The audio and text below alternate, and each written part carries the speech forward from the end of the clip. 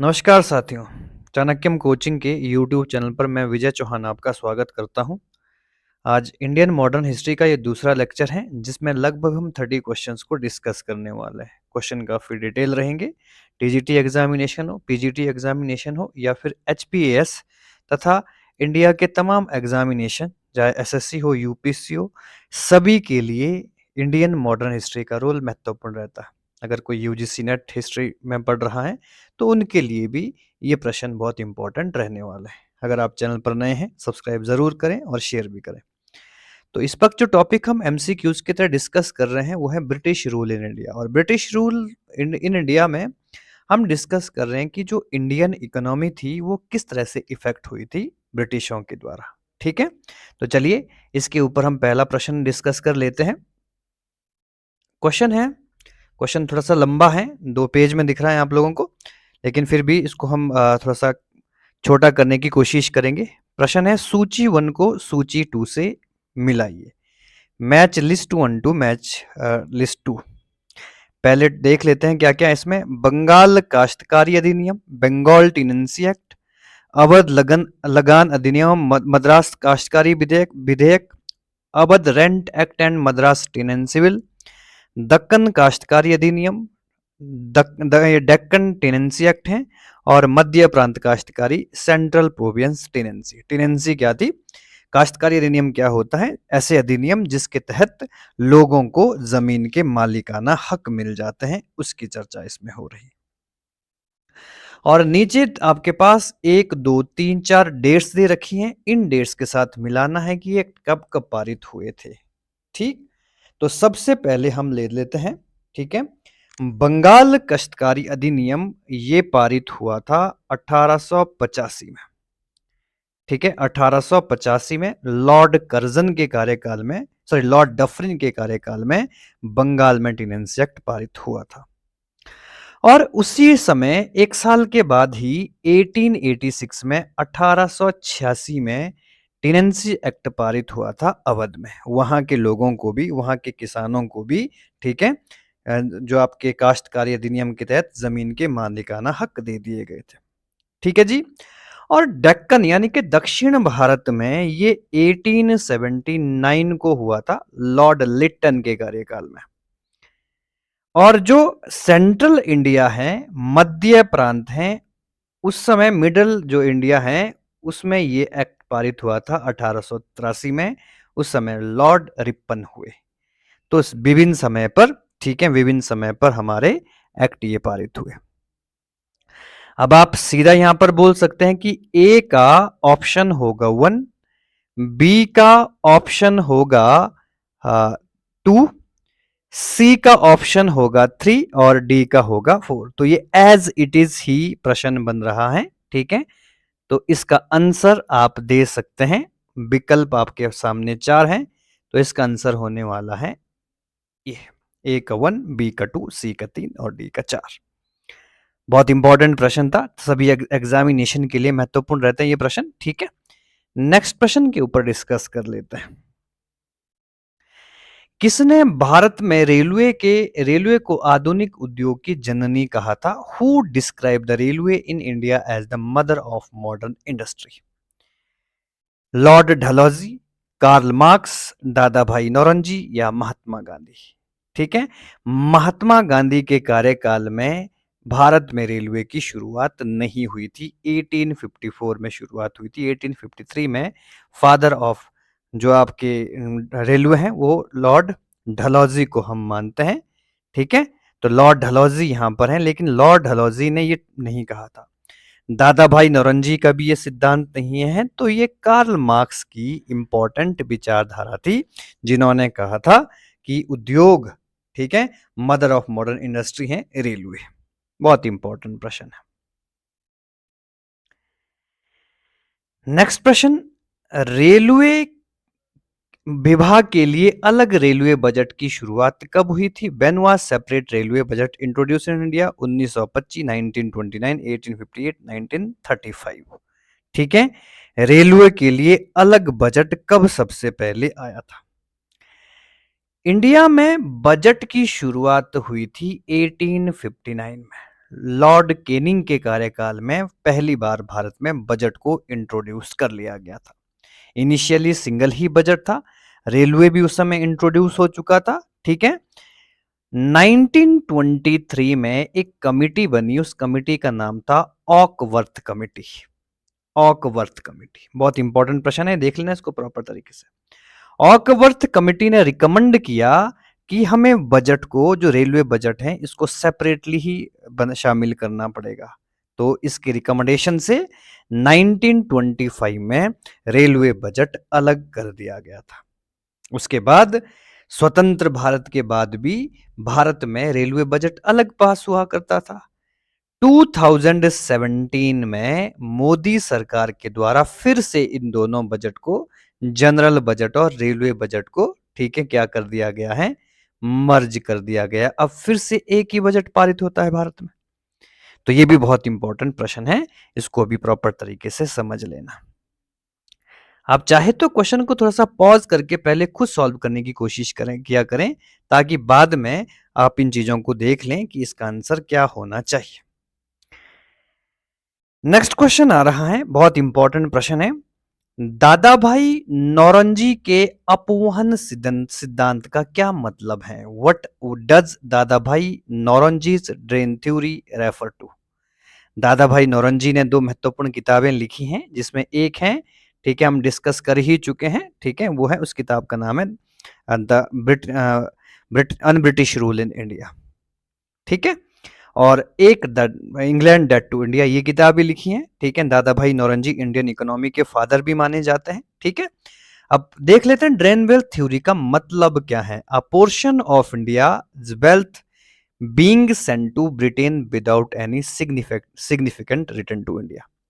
भारत की संपत्ति का एक हिस्सा ब्रिटेन को भेजा जा रहा था, जिसके बदले में कोई विशेष लाभ भारत को नहीं मिल रहा था। पहला पॉइंट ये आपका ऑप्शन ये आ गया। दूसरा है, भारत के संसाधनों का उपयोग ब्रिटेन के हित में किया जा रहा था। Indian resources were used to for the Britain of benefit of Britain. और तीसरा है, ब्रिटिश निवेशकों को भारत में निवेश का अवसर दिया जा रहा था। British investor were given to opportunity to invest in India.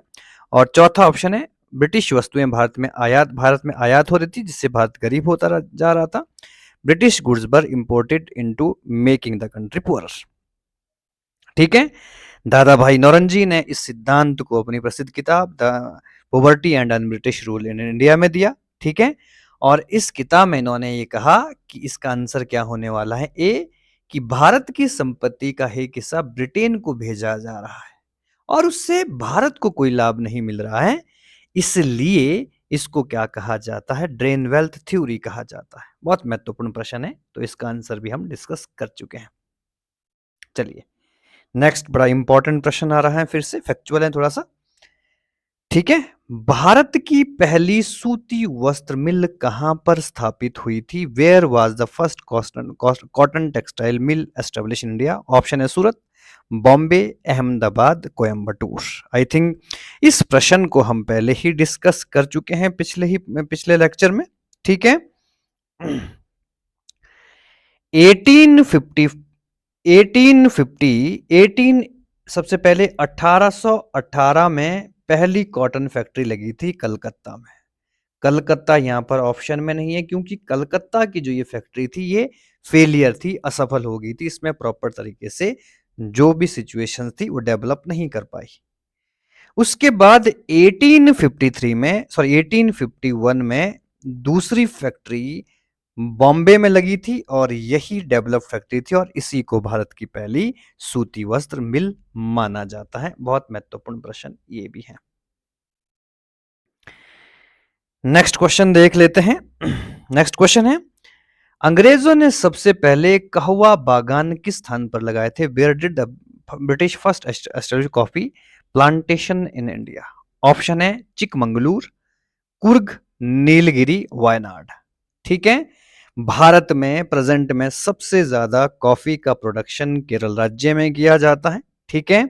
और 1798 में, ठीक है जी, एक जगह थी तेलीचेरी, ठीक है, तेलीचेरी, तेलीचेरी में सबसे पहले प्रोडक्शन शुरू हुआ था और ये तेलीचेरी कहाँ पर माना जाता है, कहाँ पर है, तो ये है आपके केरल के वायनाड में। ठीक है, केरल के वायनाड में यहां पर सबसे पहले कॉफी का प्रोडक्शन या शुरू किया गया था। नेक्स्ट क्वेश्चन डिस्कस कर लेते हैं। भारतीयों द्वारा स्थापित पहला सीमित देयता बैंक कौन सा था? Which was the first limited liability bank established by Indians? भारतीयों के द्वारा स्थापित कौन सा बैंक है भारत का?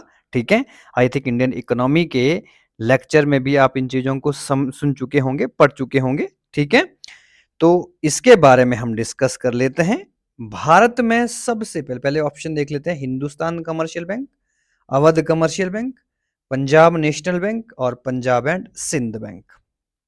ठीक, तो इसके लिए सबसे पहले 1881 में एस्टेब्लिश हुआ था अवध कमर्शियल बैंक। ठीक है, अवध कमर्शियल बैंक ये पहला बैंक था जिसे किसी भारतीयों के द्वारा, ठीक है, संचालित किया गया था। बाद में, ठीक है, 1894 में पंजाब नेशनल बैंक, ठीक है, यहां पे मैं लिख लेता हूं साथ में, 1894 में पंजाब नेशनल बैंक, ठीक है, लाला लाजपत राय जी के द्वारा स्थापित किया गया था। ये पहला बैंक था जो किसी भारतीय के द्वारा स्थापित किया गया था, एस्टेब्लिश किया गया था। ठीक है, तो ये इंपॉर्टेंट चीजें हो गई हैं आपके एग्जामिनेशन पॉइंट ऑफ व्यू से। ठीक, नेक्स्ट क्वेश्चन के ऊपर डिस्कस कर लेते हैं। बहुत इंपॉर्टेंट प्रश्न है। प्रश्न है, महालवाड़ी व्यवस्था किन क्षेत्रों में लागू हुई थी? Which region had the Mahalwari system implemented? ठीक है, ऑप्शन है गंगा घाटी, ऑप्शन बी है दोआब ऑफ यूपी, उत्तर प्रदेश का दोआब। दोआब का मतलब होता है दो नदियों के बीच का क्षेत्र, जिसको दोआब कहा जाता है। ठीक है, क्लियर हो गया यहां तक? ठीक है जी, और तीसरा है सेंट्रल इंडिया, चौथा है मराठा रीजन और पांचवा है पंजाब। ऑप्शन है 1 2 3 4, 1 2 3 4 5। ठीक है, इसके ऊपर हम चर्चा कर लेते हैं। तो भारत में मैं सारे सेटलमेंट पहले पढ़ा चुका हूं। सबसे ज्यादा जो सेटलमेंट भारत में इंट्रोड्यूस हुआ था वो था रेयतवाड़ी, 51% क्षेत्रफल पर, वो लगभग कंप्लीट दक्षिण भारत में था। ठीक है, और दूसरा था आपका परमानेंट सेटलमेंट, लगभग 19% क्षेत्रफल पर, और ये लागू हुआ था ईस्टर्न इंडिया में, बंगाल वगैरह के राज्य में। ठीक है, ईस्टर्न, ये साउदर्न क्षेत्र हो गया। और तीसरा हो गया है महालवाड़ी, जो कि, ठीक है, लगभग 29% इसको भी लागू किया गया था, और ये सेंट्रल इंडिया था। सेंट्रल इंडिया में, ठीक है, गंगा वैली क्षेत्र भी हुआ, तो पहला आंसर ठीक है ये। दूसरा, उत्तर प्रदेश का दोआब, हालांकि ये सेंट्रल इंडिया का पार्ट नहीं है, लेकिन ये वेस्टर्न दोआब की बात करें जो सेंट्रल पार्ट से अटैच है। ठीक है, मध्य भारत तो नाम तो सेंट्रल इंडिया ही है। मराठा रीजन, ठीक है, ये भी जो मध्य प्रदेश से लगता हुआ क्षेत्र है मराठा वाला, और पंजाब। तो इसका आंसर है, ठीक है, ये 1 2 3 4 5 सारा आपका सही होना चाहिए। तो इसके आंसर ये बन जाता है। नेक्स्ट क्वेश्चन की ऊपर चर्चा कर लेते हैं। भारत में रेलवे के निर्माण के क्या कारण थे? What were the reason for the construction of railway in India? बहुत इंपॉर्टेंट प्रश्न है ये भी। पहला ऑप्शन है ब्रिटिश वस्तुओं की खपत और भारत के विभिन्न हिस्सों से कच्चे माल की आपूर्ति, consumption of British goods and supply of raw material from different parts of India, transportation का एक पार्ट है, ठीक हो सकता है। दूसरा है एक विस्तृत विस्तृत भारतीय साम्राज्य की प्रशासनिक रूप में एक सूत्र में बांधना, to administratively unite the vast Indian empire, ये दूसरा ऑप्शन। तीसरा है आंतरिक विद्रोह और बाहरी आक्रमणों के समय सेना को तेज आजावाई, quick movement of troops during internal rebellion and external invasion, तीसरा ऑप्शन। और चौथा है उपयुक्त सभी। पहला ट्रांसपोर्टेशन से तो सही ठीक होगा, क्योंकि विभिन्न हिस्सों से कच्चे माल की जरूरत तो पड़ती थी। दूसरा, ठीक है, वास्ट इंडिया को सिंपल बनाना यानी कि कनेक्ट करना, ये भी एक ऑप्शन ठीक है। और तीसरा है हमारे पास, जब युद्ध होता था तो जो सेना होती थी वो बहुत दूर हुआ करती थी, उनको ठीक है एकदम से ठीक है चीजों को प्रॉपर तरीके से सेटअप करना। तो ये इसका आंसर हो गया।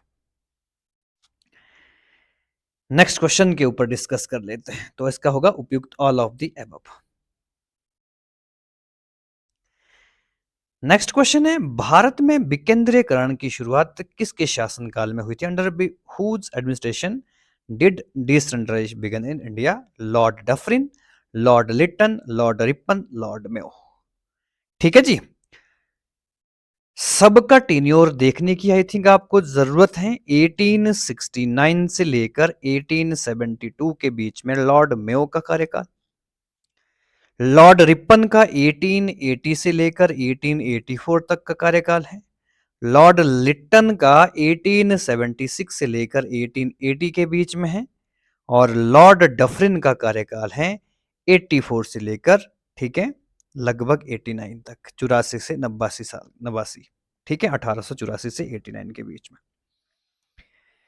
तो डिसेंट्रलाइजेशन की शुरुआत भारत में हुई थी 1869 में। अब आप अंदाजा लगा दीजिए आंसर क्या होना चाहिए। Lord Mayo. लॉर्ड मेयो ने क्या किया था? बजट को कम किया था और इसने आयकर इनकम टैक्स में भी 1% से 2.5% तक बढ़ा दिया था।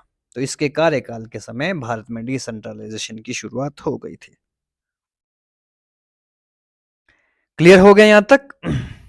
नेक्स्ट क्वेश्चन आता है, आर्थिक तौर पर 19वीं शताब्दी में भारत पर अंग्रेजी शासन का एक प्रमुख परिणाम क्या था? Economically, what was major impact of British rule on India in 19th century? Option A है increase in export of Indian handicraft, भारतीय हस्तशिल्पों के निर्यात में वृद्धि। दूसरा है भारतीयों के स्वामित्व वाले कारखानों की संख्या में वृद्धि, increase in Indian own factories. तीसरा है कमर्शलाइजेशन ऑफ इंडियन एग्रीकल्चर, भारतीय कृषि का वाणिज्यकरण। और चौथा है rapid growth of urban population, नगरीय जनसंख्या में तीव्र वृद्धि। ठीक है जी। आर्थिक तौर पर इकोनॉमिकली हम क्या देखते हैं? भारत में अंग्रेजों की वस्तुएं आने से ठीक है हस्तशिल्प का तो विकास कंप्लीटली खत्म हो गया। पहला ऑप्शन बिल्कुल गलत है। दूसरा, भारतीयों के स्वामित्व वाले कारखानों की संख्या में वृद्धि।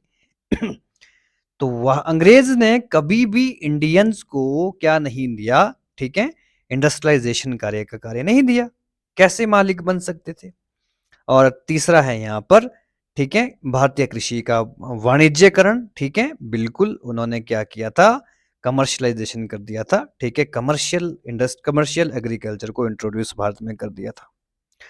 और नगरीय जनसंख्या में वृद्धि। ठीक है पॉपुलेशन से इकोनॉमी का आई थिंक ज्यादा यहां पर हम नहीं देख सकते हैं। ठीक है तो इसका आंसर क्या आएगा?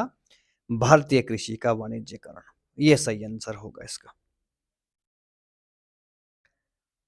ठीक है नेक्स्ट क्वेश्चन आता है हमारा, भारत में ब्रिटिश भूराजस्व प्रणाली में से किस वर्ग को सबसे अधिक लाभ हुआ था? Who benefited the most from the British and revenue system in India?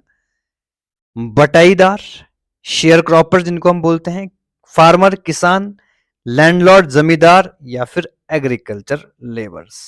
ठीक है तो भारत में ब्रिटिश भूराजस्व प्रणाली से किस वर्ग को सबसे अधिक लाभ हुआ था? बटाईदार को कोई लाभ नहीं हुआ, किसान तो फ्रस्ट्रेट ही रहे। ठीक है तो आंसर आने वाला है यहां पर लैंडलॉर्ड, जमींदार। ठीक है जमींदारी प्रथा थी तो जमींदार उस समय उनके बिल्कुल प्रिय बन गए थे। नेक्स्ट क्वेश्चन आता है, बहुत सिंपल और इंपॉर्टेंट प्रश्न है, नील कृषकों की दुर्दशा पर आधारित पुस्तक नील दर्पण के लेखक कौन थे? Who was the author of the book नील दर्पण based on the plight of indigo farmers? ठीक है बहुत इंपॉर्टेंट किताब है। 1858 1859 में जो ठीक है 58 59 में जो इंडिगो ठीक है इंडिगो या नील आंदोलन शुरू हुए थे इंडिया में, उसके ऊपर ये किताब लिखी थी। ठीक है, और ये किताब 1859 में लिखी गई थी। किसके द्वारा? ऑप्शन है बंकिम चंद्र चटर्जी, ऑप्शन बी है दीनबंधु मित्र, ऑप्शन सी है शरत चंद्र चटर्जी और चौथा है रविन्द्रनाथ टैगोर। ठीक है, तो इसका आंसर आता है दीनबंधु मित्र। ठीक है, तो दीनबंधु मित्र के द्वारा लिखी गई प्रसिद्ध किताब है नील दर्पण।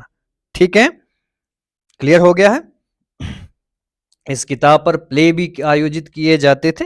ठीक है, बंगाल में 1872 में एक नेशनल थिएटर भी बना था बंगाल में, जहां पर ठीक है नील दर्पण के नाटकों को दर्शाया जाता था।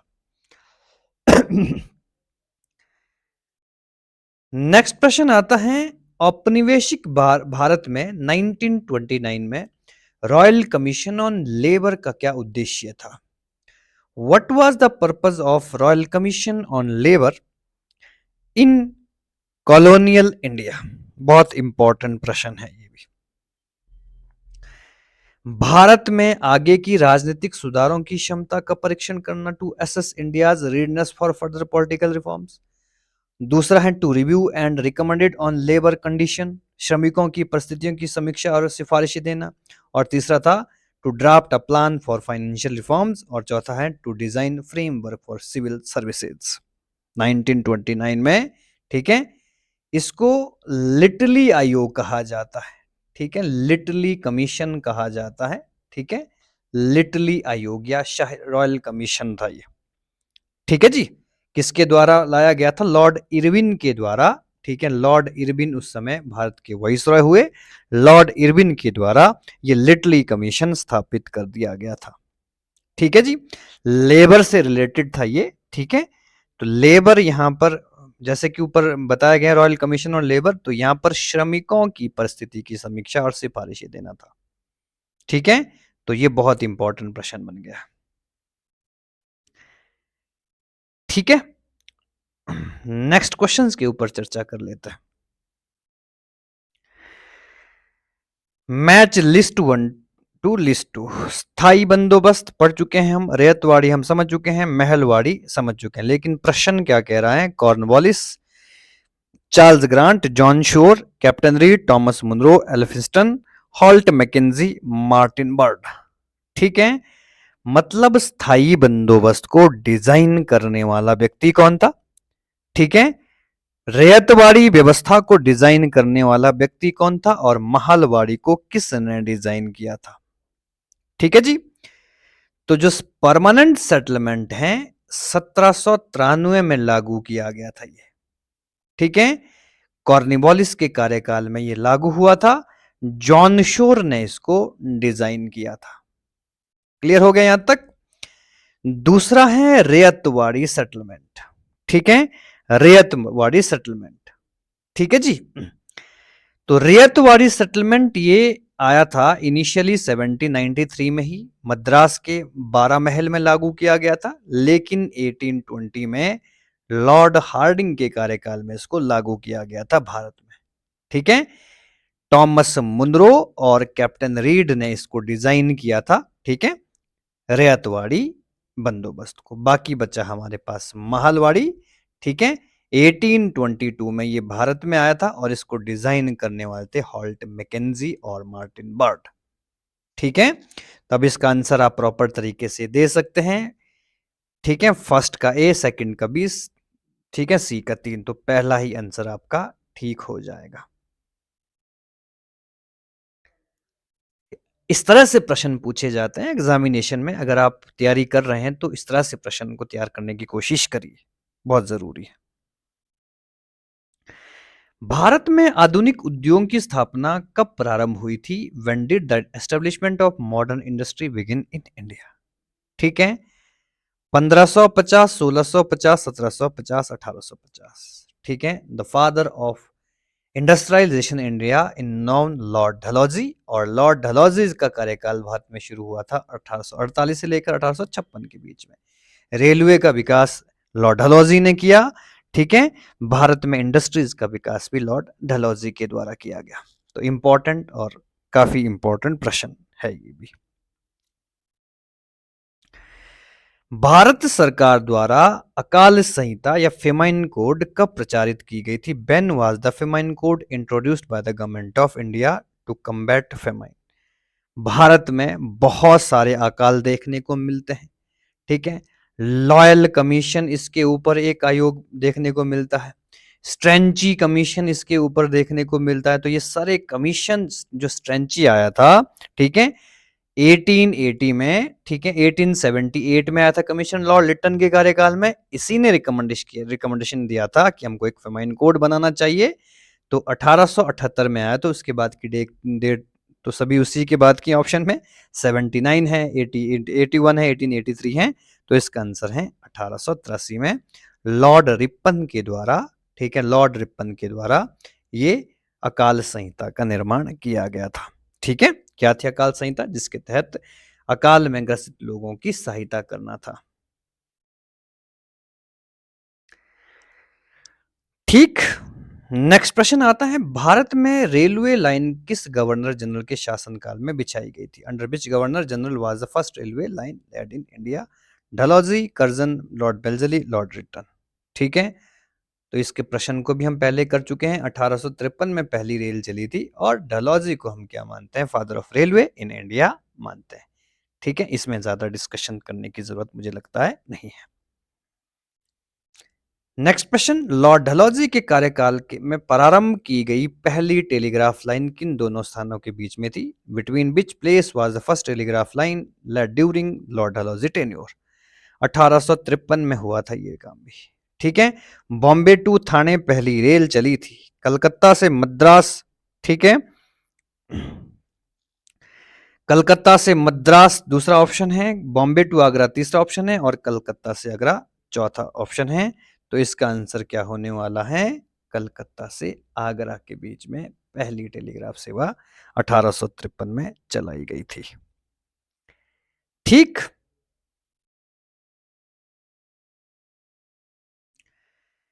नेक्स्ट क्वेश्चन बहुत इंपॉर्टेंट प्रश्न आ गया है। 18वीं सदी में बंगाल के वस्त्र उद्योग के पतन का मुख्य कारण क्या था?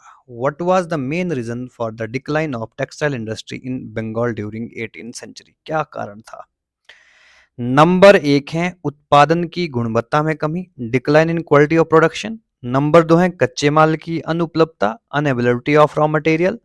नंबर 3 है high tariff on export to Britain, ठीक है, ब्रिटेन को निर्यात होने वाले वस्त्रों पर उच्च आयात शुल्क। और चौथा है कारीगरों की अनुपलब्धता, शॉर्टेज ऑफ स्किल्ड आर्टिशियंस।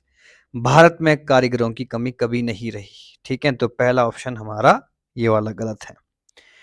दूसरा देख लेते हैं, उत्पादन की गुणवत्ता में कमी, क्वालिटी में कोई डिक्लाइन नहीं हुआ था। कच्चे माल की अनुपलब्धता, ये भी प्रॉपर तरीके से, प्रॉपर मात्रा में जब आप पढ़ेंगे Indian history of Indian economy, ठीक है, तो आपको अच्छे से चीजों को समझ आ जाएगा। सबसे इंपॉर्टेंट है high tariff on export to Britain, ठीक है, ब्रिटेन के द्वारा निर्यात पर उच्च शुल्क लगाया जाना, ये कारण था डिक्लाइन का। ठीक है, लोगों के पास इतने पैसे नहीं बचे थे कि वो प्रोडक्शन करें या फिर क्या करें, अंग्रेजों को प्रॉपर तरीके से टैक्स भरें। संपूर्ण ब्रिटिश भारत में सबसे अधिक भूमि पर लागू की गई भू राजस्व व्यवस्था कौन सी थी? Which land revenue system was applied to the largest area about 51% in British India? ठीक है, तो इसके बारे में हम पहले ही डिस्कस कर चुके हैं। आपका permanent settlement, ryotwari, mahalwari, none of these. ठीक है जी, तो इनमें से 19%, ठीक है, इनमें से रेयतवाड़ी 51% और इसमें से महलवाड़ी 29%। तो ये आंसर भी आपका ठीक हो गया। ठीक है, इनिशियली ये प्रश्न हम पहले ही बता चुके हैं आपको प्रॉपर तरीके से। नेक्स्ट क्वेश्चन काफी बड़ा है। ठीक है, इस तरह से प्रश्न देखने को मिलते हैं एग्जामिनेशन में, स्टेटमेंट बेस्ड प्रश्न रहते हैं। ब्रिटिश राजस्व व्यवस्था के संदर्भ में निम्नलिखित कथनों पर विचार कीजिए। Consider the following statement regarding the British and revenue system. ठीक है, पहले देख लेते हैं। स्थायी बंदोबस्त के अंतर्गत सरकार ने जमींदारों से स्थायी रूप से लगान तय लिया, इसलिए इसे स्थायी बंदोबस्त कहा जाता है। ठीक है, क्या कहते हैं आप लोग, ये स्टेटमेंट कैसी हो सकती है? चलो दूसरी स्टेटमेंट पढ़ लेते हैं पहले। रेतवाड़ी व्यवस्था में सरकार ने सीधे रेतों के साथ निश्चित किया, इसलिए इसे रेतवाड़ी व्यवस्था कहा जाता है। महलवाड़ी व्यवस्था में हर खेत पर नहीं बल्कि महाल राजस्व की इकाई के आधार पर लगान निर्धारित किया जाता था। ठीक है जी, अंग्रेजी में देख लो, under the permanent settlement the government fixed revenue permanently with landlord, hence the name. Under दूसरा है, under the ryotwari system the government fixed revenue directly which cultivation cultivators, hence the name. और तीसरा है, under the mahalwari system revenue was fixed based on the mahal not individual field. पहला ठीक है, दूसरा ठीक है, तीसरा ठीक है। परमानेंट सेटलमेंट में जमींदारी लैंडलॉर्ड हुआ करते थे, रेतवाड़ी सेटलमेंट में सीधा किसानों के साथ, और महलवाड़ी में एक व्यक्ति को चुना जाता था। महल का मतलब होता है ग्रुप ऑफ विलेजेस, और ग्रुप ऑफ विलेजेस का एक व्यक्ति, एक अधिकारी चुन लिया जाता था, वही टैक्स कलेक्ट करता था। तो अब आप इसको प्रॉपर तरीके से देख सकते हैं, इसका ऑप्शन क्या होना चाहिए, 1 and 2, 2 and 3, 1 and 3, या 1 2 3। तो आंसर आएगा 1 2 3। नेक्स्ट क्वेश्चन, भारतीय दस्तकारी उद्योग के पतन के क्या कारण थे? What were the reason for the decline of Indian handicraft industry? अंग्रेजों द्वारा फिर से डिक्लाइन की बात आ रही है, तो ब्रिटिश के साथ इसका संदर्भ जोड़ लीजिएगा। अंग्रेजों द्वारा भारतीय वस्त्रों को बहुत कम कीमत पर खरीदना, British purchasing Indian goods at minimum price. और दूसरा है, अंग्रेजों द्वारा कच्चे माल पर नियंत्रण, British control over raw material. और तीसरा है, heavy import duty on Indian goods and England. ठीक है, या उपयुक्त सभी। ठीक है जी, तो अंग्रेजों द्वारा भारतीय वस्त्रों को बहुत कम मात्रा पे खरीद लेना, ठीक है। अंग्रेजों द्वारा कच्चे माल पर नियंत्रण करना, ये भी ठीक है। और आयात तो काफी हैवी हुआ ही करता था, तो आंसर आ गया है हमारा 1 2 3। नेक्स्ट क्वेश्चन आता है, भारतीय राष्ट्रीय कांग्रेस के अनुरोध पर 1938 में गठित राष्ट्रीय योजना समिति के अध्यक्ष कौन थे? बहुत इंपॉर्टेंट है। Who was the chairman of the National Planning Committee formed in 1938 as the Indian National Congress? Faizpur अधिवेशन था। ठीक है जी, ऑप्शन ए है वी के राव, ऑप्शन बी है नेहरू, ऑप्शन सी है पटेल, ऑप्शन डी है प्रसाद।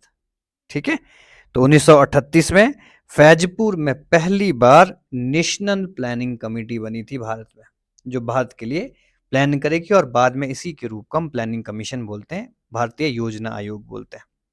और इसके पहले अध्यक्ष के रूप में हम नेहरू जी को देखते हैं, चाहे प्लानिंग कमीशन हो, चाहे आपका नेशनल प्लानिंग कमेटी हो, नेहरू जी की अध्यक्षता में बनाई गई थी। ठीक है, नेक्स्ट क्वेश्चन के ऊपर चर्चा कर लेते हैं। भारत में ब्रिटिश उपनिवेश नियंत्रण की आलोचना करते हुए अन ब्रिटिश शब्द का प्रयोग किसने किया था? Who used the term un British while criticizing British colonial rule in India?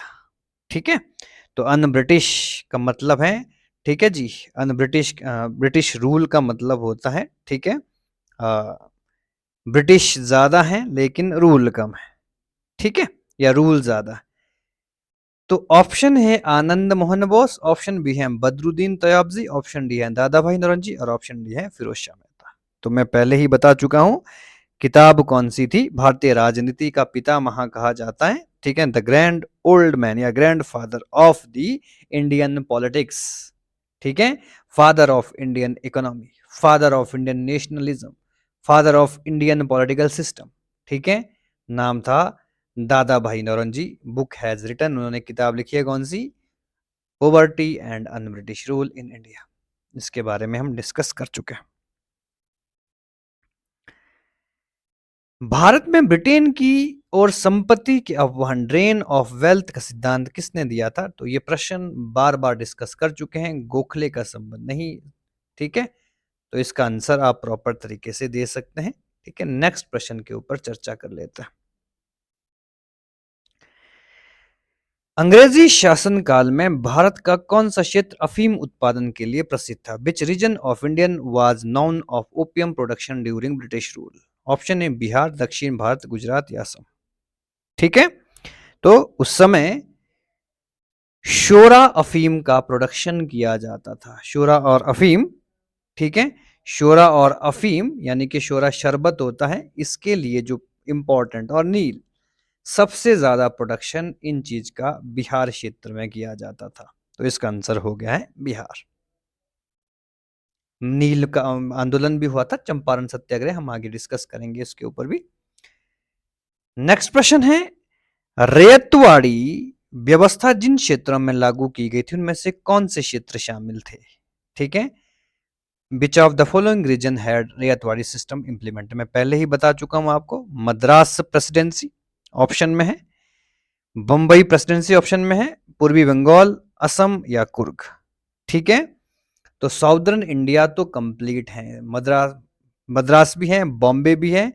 ठीक है, और ये कहां कहां पर, और ईस्ट बंगाल में भी लागू की गई जिसको हम आज बांग्लादेश कहते हैं। ठीक है, असम वाले क्षेत्र में भी, और ये कुर्ग कर्नाटक का क्षेत्र पड़ता है, तो दक्षिण भारत का ही है। तो ये सारे क्षेत्र थे जहां पर, क्योंकि 51% क्षेत्रफल रैयतवाड़ी ही लागू हुआ था। तो ऑप्शन क्या होने वाला है इसका? ऑप्शन होने वाला है डी, 1 2 3 4 5। चलिए नेक्स्ट क्वेश्चन के ऊपर डिस्कस कर लेते हैं। स्थायी बंदोबस्त के अंतर्गत जमींदारों से खेतीहर किसानों को पट्टे देने की अपेक्षा की गई थी, परंतु कई जमींदारों ने ऐसा नहीं किया। इसका क्या कारण था?